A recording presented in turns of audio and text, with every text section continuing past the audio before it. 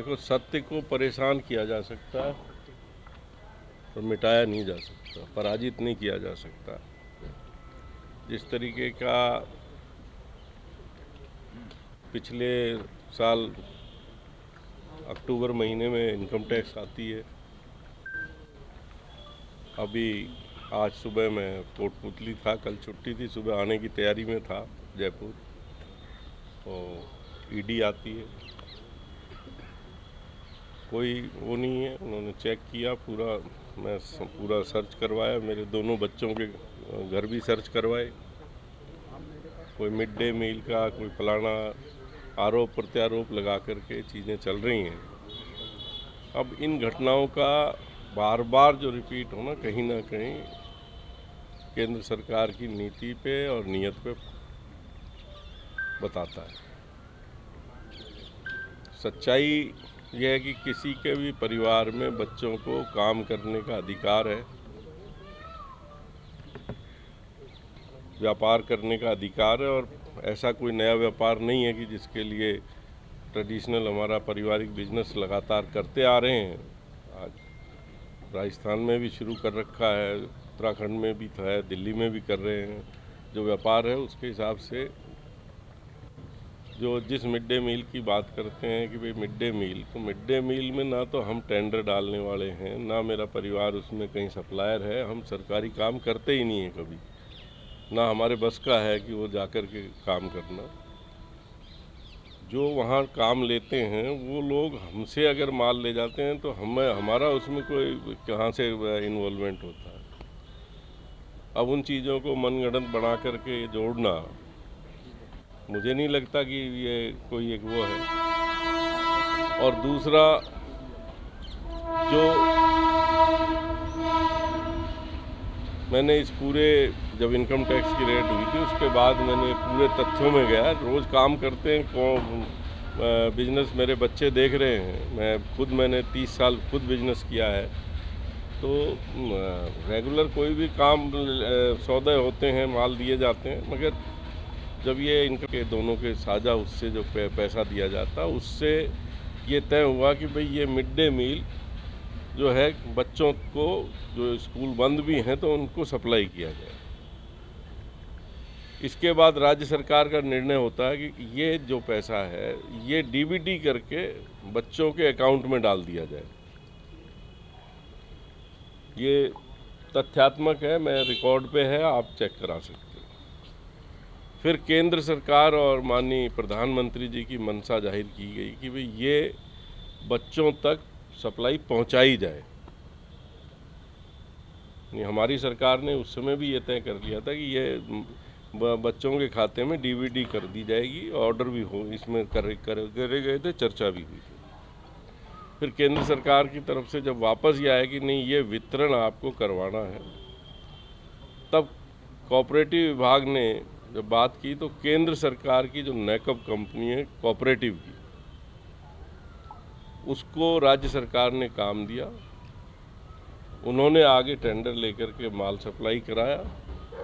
अब केंद्र सरकार के कोई सप्लायर अगर हमसे यहाँ आके माल मांगता है, उस कोरोना काल में जिस समय पूरा प्रदेश में ट्रांसपोर्ट बंद थी देश में और पहला जो शुरू होता है, तो उस समय अगर हमने माल मेरे बच्चों ने दे दिया तो कोई गुनाह नहीं किया। उसके बाद भी उस पार्टी का जो वहाँ जो है जिसको सप्लाई किया, उसने जब ये इनकम टैक्स की हमारे रेड हुई थी उससे पहले भी मेरा पैसा रोका हुआ था 1.5 साल से, और उसकी एफआईआर भी मैंने दर्ज कराई कि भाई इस तरीके से ये पैसा हमारा जो है रोका हुआ है इसने, वो लंबी वो है। और फिर उसके बाद ही मेरे यहाँ इनकम टैक्स की रेड होती है, मगर हम दबाव नहीं माना, हमने कहा जो हमारी सच्चाई है वो ये है। उसके बाद जब उनको ये लगा नहीं होगा तो उसके बाद ये दूसरा स्टेप उठाया गया। इससे जो भुगतान थे हमारे बकायदा सारे उन्होंने किए हैं। लास्ट भुगतान भी मेरा 2.5 साल बाद, आज से कोई 15 दिन पहले आया है। तो अब इस चीज़ को किस तरीके से जोड़ के क्या करना चाहती है ईडी, मुझे ये समझ में नहीं आता। अगर साफ और सच्चे काम करने वाले हैं हम लोग, हमारे को कहीं किसी तरह का वो नहीं है। 2 बार मेरे यहाँ सर्च हो चुकी हैं अचानक, ना हमने कभी इस तरीके का किया, ना हमारी पार्टी में इस विचारधारा के हम लोग हैं जो इस तरीके का काम कर रहे हैं। सर कितने ठिकानों पे आपके छापा? आज मेरे कोटपुतली मेरा जो निवास है उस पर रेड की थी और मेरे दोनों लड़के हैं जयपुर में फ्लैट में, उनके यहाँ सर्च किए। तीनों सर्च पूरी हो चुकी। अभी 2 की सर्च रिपोर्ट आ जाएगी। एक सर्च रिपोर्ट में लाया हूँ जिसके अंदर कोई सीजर नहीं है। 2 मोबाइल फ़ोन इन्होंने सीज किए हैं स्क्रीनिंग करने के लिए, वो उनके पास हैं, मेरे दोनों बेटों के। और कोई मुझे तो नहीं लग रहा अब क्या उन्होंने इसमें क्या तथ्य निकालना चाहते हैं, क्या पूछना चाहते हैं। अभी उसके बाद उन्होंने कहा मेरे बच्चों को कि आपकी स्टेटमेंट लेंगे, तो ईडी ऑफिस में बुलाया, ईडी ऑफिस में चले गए।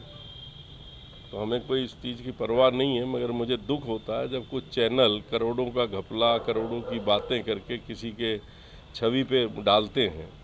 तो आप सबसे बतौर मेहरबानी कहना चाहूँगा, तथ्यों के बिना जब आप बात करते हैं तो आपकी डिग्निटी ख़त्म होती है, हमारी नहीं होती।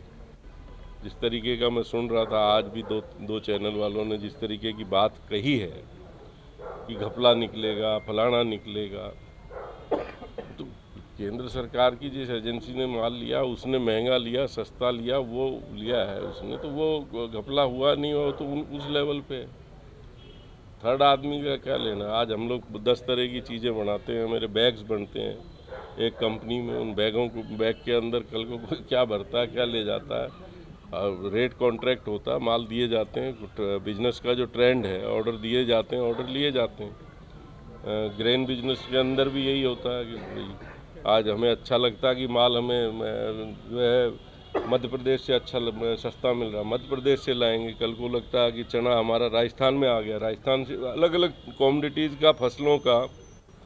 इवन के मेरे यहाँ सब्जी की बहुत बड़ी मंडी है कोटपुतली।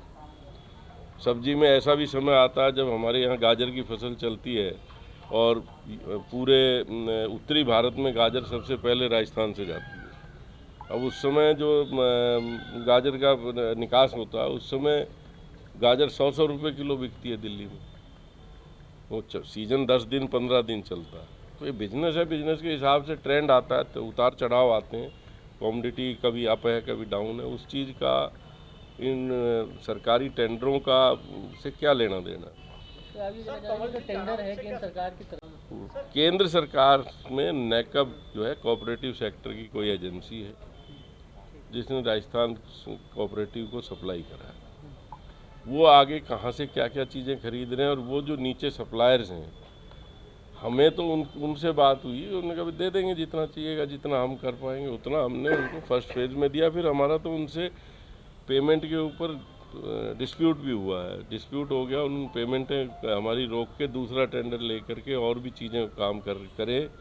तो हमने तो उसके बाद उनके खिलाफ FIR भी दर्ज कराई कि भाई हमारा पैसा जो दिया है ये अकाउंट फॉर हुआ है और इतना इतना है, तो सारा रिकॉर्ड पे है चीज़ें। तो उन्होंने यही कहा कि साहब आपका कोई मिड डे मील में क्या है। हमने हमारा कुछ लेना देना नहीं मिड डे मील में, ना हम सप्लायर हैं, ना हम वहाँ कुछ लेना देना है। मेरे बच्चों ने ट्रेडिंग का काम कर रखा है और उसके हिसाब से उन्होंने कोई मैसेज दिया है तो कोई भी ले सकता है।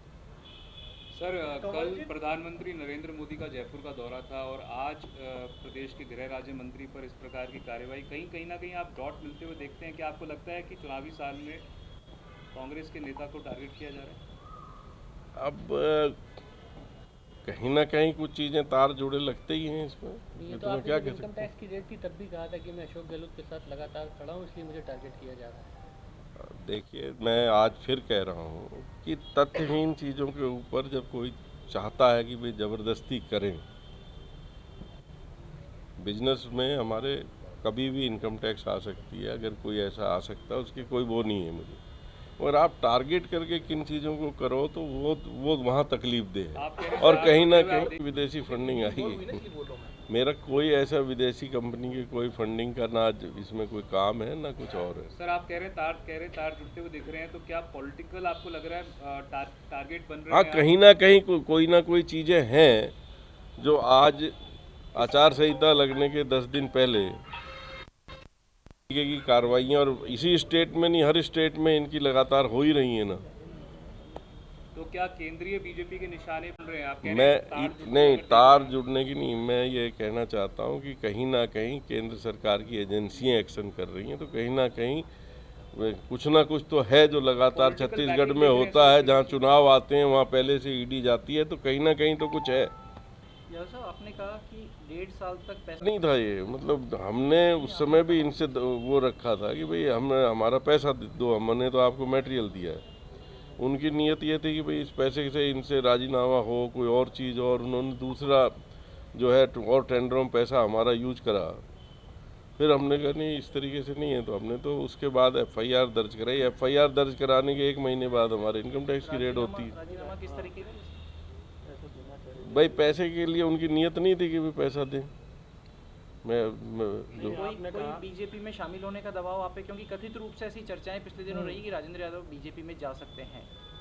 अब देखिए, ये जो बातें कर रहे हैं कि साहब बीजेपी में जा सकते हैं, मैं कंफर्ट जोन में हूँ। मेरा परिवार कांग्रेस ही रहा है, हमने कभी इस बारे में ना सोचा है, ना मुझे लगता है कि मेरी कोई ऐसी मन में है कि मुझे उधर जाऊँ या उधर जाऊँ। मैं सत्ता का भूखा भी नहीं हूँ। सर ईडी और की रेड विधानसभा चुनाव है, इस बार चुनाव लड़ेंगे आप? क्यों नहीं लड़ूंगा? आपको लग सत्ता के भूखे नहीं है तो चुनाव थोड़ी उसमें आता है। सत्ता का भूख तो ये है कि मुझे आज ज़रूरत है तो मैं इस पार्टी में जाऊँ, आज ज़रूरत है तो उस पार्टी में जाऊँ। डेलीबरेटली परेशान किया जा रहा है, आपको लग रहा है क्या? कहीं ना कहीं है कुछ जिसकी वजह से ये जो चीज़ें आ रही हैं, अब उसको आप सभी जानते हो। बताओ आप कौन सी स्टेट है जिसमें चुनाव आने के 6 महीने के अंदर कार्रवाइयाँ नहीं होती हैं? संबंध नहीं है कमलजीत रनावत से। 3 कंपनियां हैं जिन्होंने माल लिया था मुझसे, एक कंपनी है नहीं। तीनों का क्या अंदर घालमेल है वो भी नहीं है। हमने तो अपना पैसा मांगा, भाई माल दे दिया, पैसा ईडी ने दिया। आपने फैक्ट शीट दी। केस दर्ज कराया क्या राणावत के खिलाफ? हाँ, मैंने कराया ना। उनके तीनों, उनकी 2 या 3 कंपनियां हैं जो मेरे बच्चे ने उनके खिलाफ मुकदमा कराया। मंत्री जी, मेरा ये सवाल था कि ईडी और इनकम टैक्स का 5 साल का ट्रैक रिकॉर्ड देखें। मुख्यमंत्री अशोक गहलोत के भाई के ऊपर छापा पड़ा जोधपुर में। राजीव अरोड़ा जो कि इनके मित्र और अभी राज्य मंत्री हैं। धर्मेंद्र राठौड़ जो मुख्यमंत्री के हनुमान कहे जाते हैं। आप गृह राज्य मंत्री हैं, गृह मंत्री मुख्यमंत्री अशोक गहलोत हैं। तो कहीं ऐसा तो नहीं है मुख्यमंत्री अशोक गहलोत के आसपास के लोगों को टारगेट इसलिए किया जा रहा है, सीधा गहलोत पे अटैक नहीं कर पा रहे हैं लोग? आप सब बुद्धिजीवी लोग हैं, आप खुद समझ सकते हैं कि कहाँ क्या हो रहा है। सर सीएम साहब से बात हुई इस पूरे इशू को बैक कर रही है, आप क्या साथ में खड़ी है? आपके आपको लगता है पार्टी आपके साथ में खड़ी है? पार्टी क्यों नहीं खड़ी होगी, पहली बात। दूसरी बात, मैं सक्षम हूँ अपनी लड़ाई लड़ने के लिए। कानून मैं भी जानता हूँ, और कोई हरेसमेंट होने के लिए कोई मुझे इतना वो नहीं है कि मैं किसी चीज़ के लिए तकलीफ मांगूंगा। मैं अपनी लड़ाई लड़ूंगा, पार्टी मेरे साथ खड़ी है। कोई फैक्ट शीट लीगल लड़ाई लड़ेंगे? क्यों नहीं लड़ेंगे? लीगल लड़ाई भी लड़ेंगे, जो बाकी राजनीतिक लड़ाई भी लड़ेंगे। कोई फैक्ट शीट दी है बोल सर रहे हैं, आपको? लेकिन ईडी ने आप क्या खुल केस के नहीं बन बोल रहा है रहे हैं आपके कि भाई खिलाफ आपको उनके साथ? टारगेट आप कैसे खोलना चाहते हो? नहीं, आपने कहा ना कि सब समझ रहे हैं, तो नहीं, आप बताइए समझ ही ना, रहे हो अब टारगेट इसमें कौन क्या कर रहा है? टारगेट है। सर लास्ट ईयर इसी टाइम इनकम टैक्स की भी रेड हुई थी, तो इनकम टैक्स का क्या आउटकम रहा था? क्या क्लीन चिट आपको दे चुके हैं? कुछ उसमें निकला इनकम था? टैक्स ने जो रेड की थी उसमें उन्होंने कागज़ देख लिए, चीज़ें देख ली। सीए हमारा जाके सारी चीज़ें समझाया है कि भाई ये चीज़ें ऐसे हैं, ये ऐसे हैं, ये रिटर्न्स फाइल हैं, ये सेल्स हैं, ये परचेज हैं। राजेंद्र जी, क्या केवल कोई ऐसी चीज़ें नहीं पूछी जाती सर्च में। तो मैंने पूछा था कि भाई आप आए हो क्या है? नहीं जी, कोई मिड डे मील के उसमें के लिए हम सर्च पे आए हैं। तो हमने कहा सर आप सर्च कीजिए। मेरे समर्थकों ने काफ़ी वो भी करा। मैंने बुला के जो लोग थे मेरे वहाँ, उनको कह भी दिया कि भाई कोई सर्च में किसी तरह का भी इंटरफेरेंस नहीं करे, राजनीतिकरण नहीं करे। जब सच्चाई हमारे साथ है तो आओ देखो, घर खुला पड़ा है, क्या दिक्कत है? मिड डे मील के अलावा कोई सवाल नहीं पूछा सर आपसे? दोनों के ग्राउंड नहीं, ग्राउंड्स नहीं। इनकम टैक्स ने ये नहीं कह सकते। इनकम टैक्स ने तो सर्च की, उनका कहा कि साहब हमें इनकम टैक्स से आए हैं, हमें सर्च करनी है, तो उन्होंने सर्च की। सर क्या आपके बेटों को ही बुलाया या आपको भी बुलाया था? नहीं, मेरे बेटों ईडी ने आपकी स्टेटमेंट रिकॉर्ड की? नहीं। आप कह रहे हो ना स्टेटमेंट लेकर के आए हैं। वो मेरे दोनों बेटे देखे। किस तारीख को बुलाया? दिल्ली में बुलाया क्या? क्या जानना चाहते नहीं, वो तो यहीं है, आज भी बुलाया हुआ। हैं? ईडी जाके आ गए ना? नहीं, वहीं ईडी ऑफिस में भी वो कोटपुतली से ही आए ना सीधे। मंत्री जी जब सब कुछ ठीक पानी मेरा बच्चे गुड़गांव रहते थे, कोरोना में जयपुर आ गए थे, वो बंद पड़ी थी, चाबी नहीं मिली। वो बोले क्या करना, मैं यार ताला तोड़ दो और क्या करना है। ढूंढने में 1 घंटा लगे, 2 घंटा लगे, कोई उसमें निकला भी क्या है। पुराने जो कपड़े वगैरह, जो लोहे की अलमारियाँ होती हैं पुरानी, तो कहीं भी चाबी भूल जाए तो हमने तो शहर से कहा यार तुम बाद में आओगे, सील करके जाओगे, 2 दिन बाद खोलोगे, मंगा के तोड़ दो ताला, क्या है उसमें। आ जाए तो मैं क्या कहूँगा, यार छोड़ो, आप अभी तोड़ो ना, कोटपुतली से आएगी, आप खोल लो, अगर मेरे मन में पाप नहीं है तो। मंत्री जी, आप सरकार का हिस्सा हैं और आपके जो बच्चे हैं वो अपना बिजनेस कर रहे हैं, हर कोई कर सकता है जी। तो छापे वहाँ पड़ रहे हैं, प्रेस वार्ता आप कर रहे हैं। नहीं, मैं भी तो आज वहीं से आया हूँ। अच्छा, आपको ही बुलाया गया था? मैं घर में ही था ना, मेरा ही घर है जिसके अंदर उन्होंने ईडी आई है, तो प्रेस वार्ता क्यों नहीं करूँगा।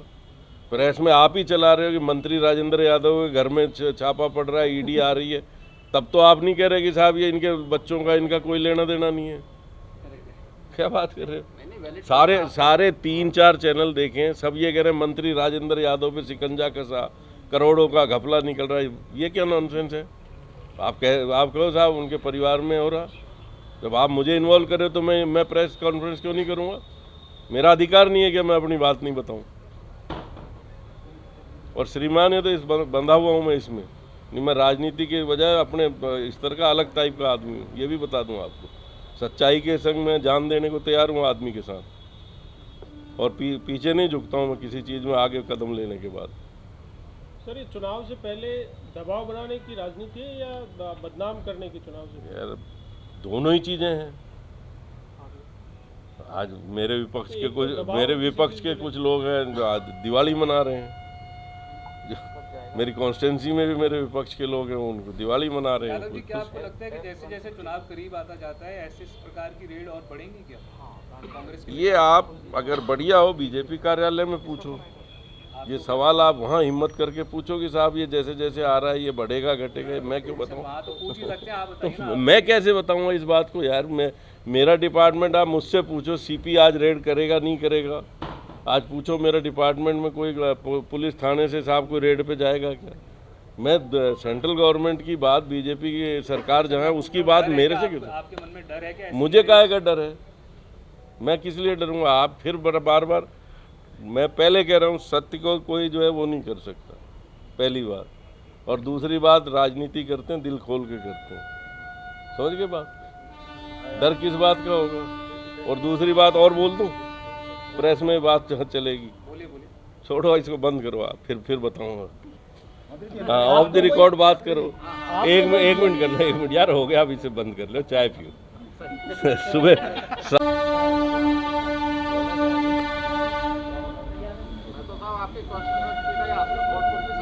है। अच्छा, तो मिले नहीं कभी कोटपुतली? हाँ, मैं आया नहीं, बस कभी क्योंकि ऐसा कोई काम पड़ता नहीं है साहब। देश और दुनिया की हर बड़ी खबर के लिए सब्सक्राइब करें नवतेज टीवी और पल पल के अपडेट्स के लिए बेल आइकन को दबाना ना भूलें, क्योंकि आपकी खबरों का भरोसेमंद साथी है नवतेज टीवी।